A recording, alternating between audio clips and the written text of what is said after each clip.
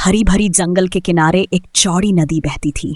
उसी जंगल में एक शरारती बंदर और नदी में रहता था एक ताकतवर मगरमच्छ। बंदर दिन भर डाल से डाल पर कूदता फांदता और सबको दिखाता कि वह कितना तेज है।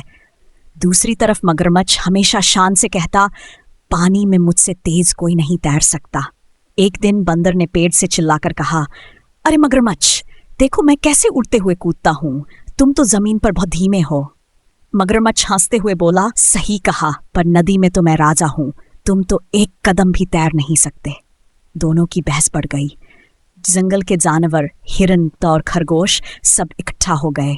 आखिरकार बूढ़े कछुए ने कहा, क्यों न तुम दोनों दौड़ लगा लो। बंदर पेड़ों पर से जाएगा और मगरमच्छ पानी में।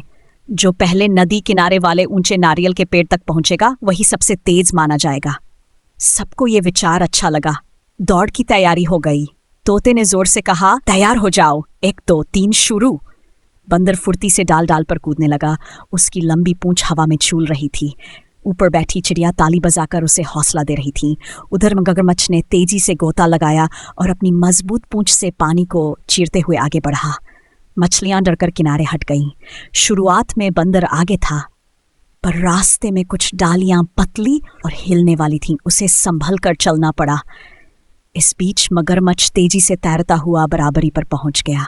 अब दोनों कंधे से कंधा मिलाकर दौड़ रहे थे, एक पेड़ों के ऊपर और दूसरा पानी के भीतर। जंगल के जानवर खुशी से चिल्लाने लगे, जल्दी जल्दी। आखिरकार दोनों लगभग एक ही समय पर नारियल के पेड़ तक पहुंच गए। बंदर पेड़ से लटकता हुआ नीचे आया और मगरमच्छ पानी से सिर बाहर निकालकर मुस्कुराया। बंदर ने हांफते हुए कहा, तुम वाकई पानी के राजा हो।